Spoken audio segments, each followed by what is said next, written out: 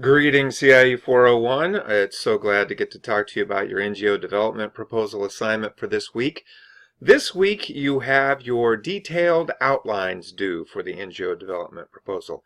These are obviously proposal assignments that you're working on as a group with your classmates. You should already be assigned to or part of one of these NGO development proposal groups. And you should have a topic for your NGO already established. So at this point, you're really just trying to flesh it out a little bit. So let me just talk a little bit about what the NGO development proposal assignment overall is, and then I will go into a little more detail about what I'm expecting in terms of the detailed outline. As we discussed on the first day of class, this is the main assignment or the main project for this class, and that's to put together a professional proposal for the development and establishment of either an operational or an advocacy NGO with a small group of your classmates. This is all part of our understanding or broader understanding of the duality of globalization and contextualization and how NGOs embody that duality. And so you'll really need to grapple with what are the elements of an NGO around your topic that you've chosen that are global and what are local, or what are contextualized and what are internationalized, if you want to think of it that way. As you put together your NGO proposal, remember that you have to do a couple of things. One is you must overtly recognize and embody the constructs of both globalization and contextualization in your proposal. That might come through in your outline as well as your final proposal that you turn in at the end of the semester, but it absolutely has to be part of the final one. And secondly, you must have an education focus. So your NGO doesn't necessarily have to be about schooling or education in the formal sense, but it does have to have an education focus. And that should have been already taken care of when you were selecting your topics for the NGO proposal. But remember that anything related to youth of school age or that has to do with learning or teaching or related activities, those all fall within the education framework, and so those would work regardless of whether it's in a formal school setting or not. And then finally, your proposals must be comparative, international, or both. This is when you have to rely a little bit on your CIE 400, the introductory course definitions and discussions about what comprises comparative, what comprises international, and what comprises comparative and international. So I won't rehash those here. You all should have already had CIE 400. Comparative International Education and the introduction to it, so you'll know how to do that from that class.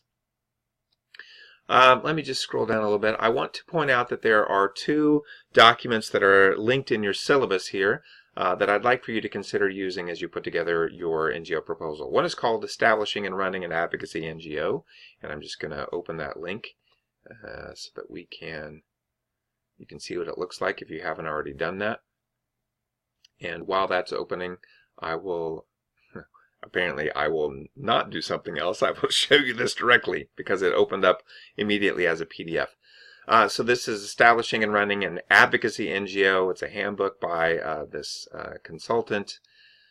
And it's going to have different sections. One is just defining what an advocacy NGO is, thinking about sort of the different components of an advocacy NGO.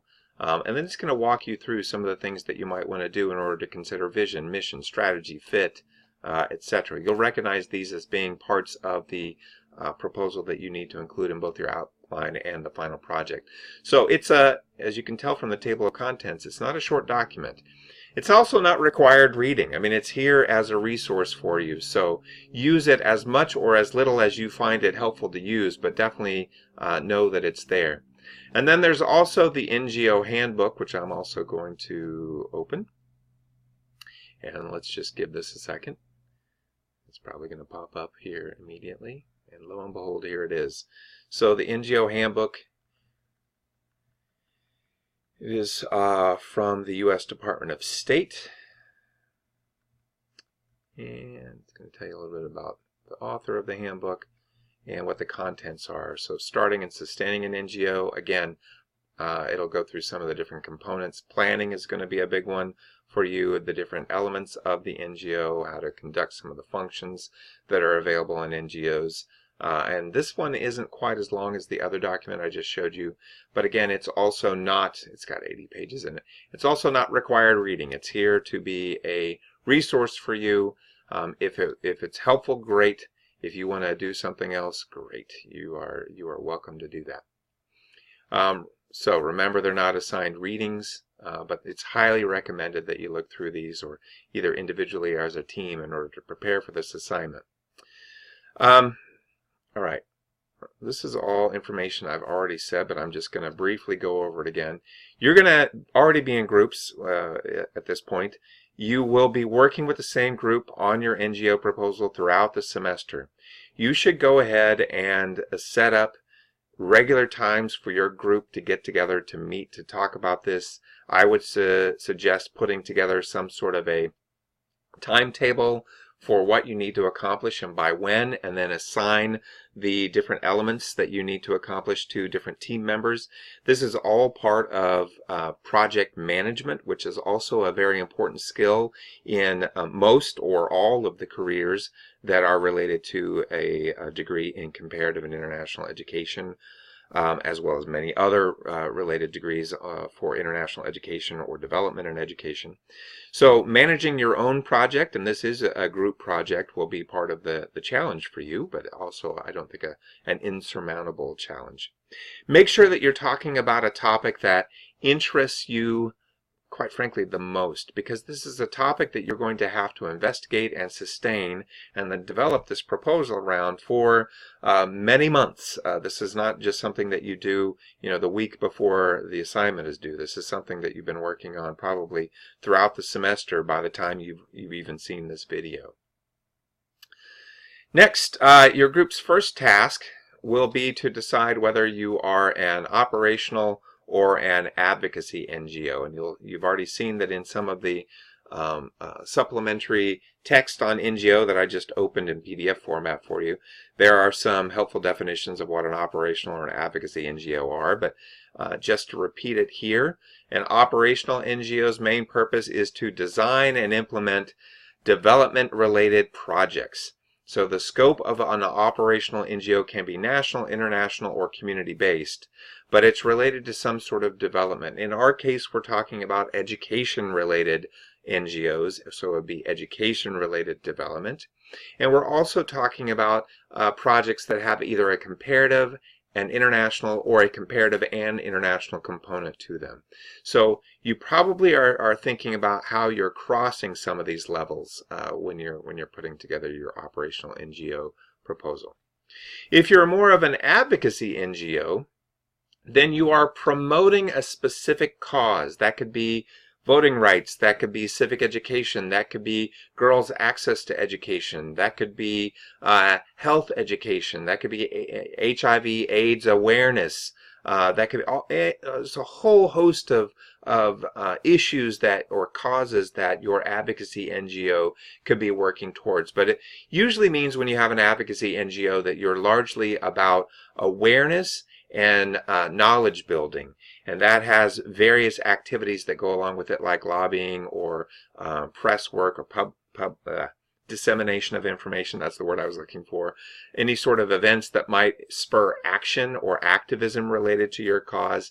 They'll be very different than development related projects, because you're not just implementing a project to resolve or to address a particular problem. You're trying to raise awareness and knowledge about a problem in a broader community, and that community might not always be the target community where the problem resides. You can also find some helpful information from this definition from the World Bank. Even if you are not a World Bank fan, this definition of NGOs is a relatively useful one for thinking about what your organization will be doing. Remember that all NGOs, both advocacy and operational, are private organizations that pursue activities to relieve suffering, promote the interests of the poor, protect the environment, provide basic social services, or undertake community development. And then in the wider usage, the term NGO can be applied to any nonprofit organization. That'll be something that you've addressed in a previous week, I believe. NGOs versus nonprofit. So any nonprofit organization which is independent from government.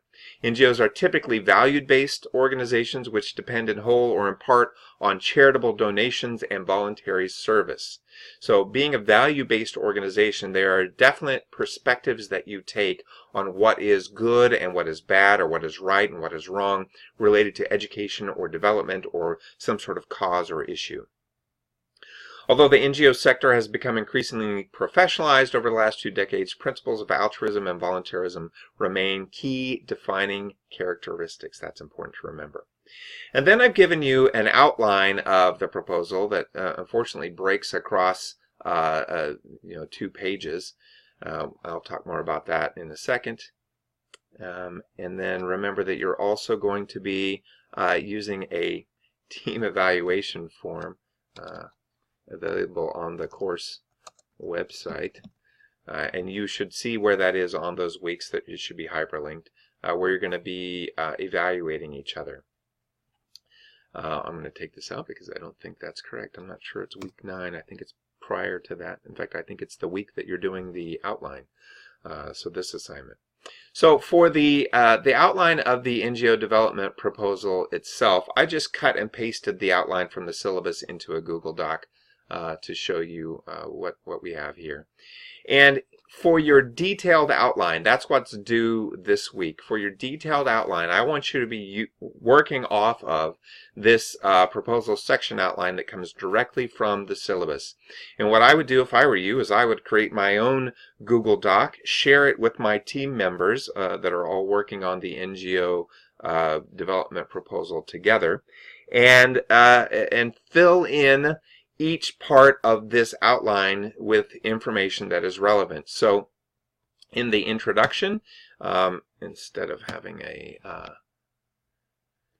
another bullet point, I would just align a paragraph, and I'm going to put this in all caps, but you shouldn't put it in all caps. I'm just doing it so you see it. So here is where you identify the topic, issue, cause, or project program that your NGO is focused on.